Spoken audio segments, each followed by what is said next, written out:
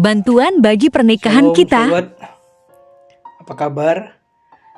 Semoga dalam keadaan baik-baik. Saat ini saya mau share dari Mazmur 127 ayat 1. Jikalau bukan Tuhan yang membangun rumah, sia-sialah usaha orang yang membangunnya. Ya, ayat ini ayat yang sangat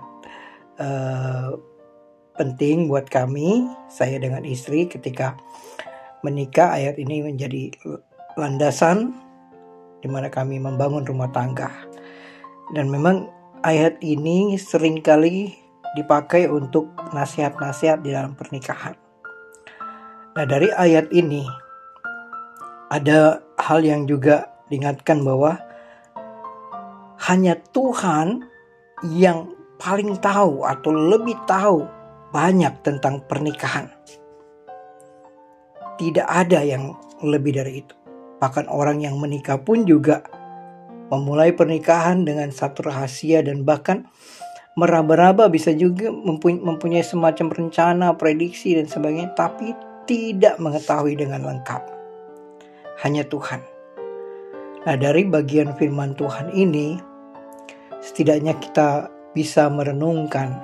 Pertama, kita harus bersedia untuk menerima nasihat. Ya, tentu nasihat dari Tuhan melalui firman Tuhan itu menjadi bagian yang pertama untuk kita tanyakan. Tentang siapa yang menjadi calon kita, menjadi pasangan kita. Berdoalah. Dan memang kalau saya renungkan kembali, pertama kali saya dengan istri saat itu, memang inilah pengalaman yang buat kami harus bertanya kepada Tuhan. Pengalaman-pengalaman yang masa lalu menjadi pelajaran juga. Tetapi kita harus percaya dan menerapkan firman Tuhan untuk menjadi guru yang terbaik buat kita. Jadi bertanya juga pada orang-orang yang sudah berpengalaman, yang bisa memberikan nasihat. Kalau Amsal Salomo mengatakan keangkuhan hanya menimbulkan pertengkaran, tapi mereka yang mendengarkan nasihat mempunyai hikmat. Nah, itu penting sekali. Jadi kita harus banyak mendengarkan nasihat.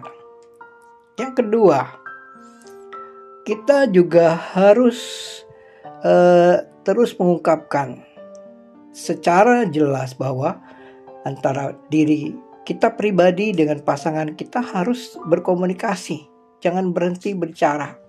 Karena hal-hal seperti ini akan menolong untuk bisa mengerti satu dengan yang lain.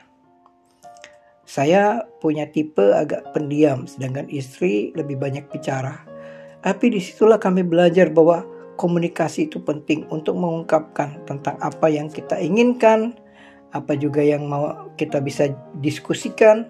Kita tidak boleh berhenti berbicara. Yang ketiga, jaga juga agar cinta Anda tetap hidup. Untuk membangun pernikahan itu, cinta itu harus terus berkobar-kobar. Saudara, hal ini kita semua harus akui. Kadang-kadang naik turunnya mood kita, suasana hati kita juga mempengaruhi. Tiba-tiba kita melihat sesuatu kesalahan dari pasangan kita, kita menjadi kemudian down. Lihat sesuatu yang kelihatannya tidak kita suka, rasa cinta itu bisa berkurang. Tetapi di sini apa yang dijaga itu harus terus. Semakin hari semakin. Bisa jadi itu berkali-kali setiap hari kita jatuh cinta. Ya. Filipi 1 ayat 9, Paulus menulis kepada jemaat Filipi, dan inilah doaku, semoga kasihmu makin melimpah dalam pengetahuan yang benar dan dalam segala macam pengertian. Berdoalah untuk cinta yang tumbuh di antara kita dan pasangan kita. Dan ini memang kadang-kadang biasa aja lah. Kata I love you juga biasa aja. Saya selalu ingat bahwa kata I love you sering kan diajarkan bahwa itu adalah kata yang harus kita ucapkan dengan tulus sebagai apa yang kita ungkapkan. Memang naik turunnya emosi kita bisa mempengaruhi, tetapi kita harus terus menerus berulang kali rasa cinta itu terus kita kobarkan. Dan yang berikutnya, diingatkan lagi bahwa kita mungkin tidak mungkin untuk melepaskan diri dari stres perkawinan. Ya, perkawinan itu banyak sekali mempengaruhi.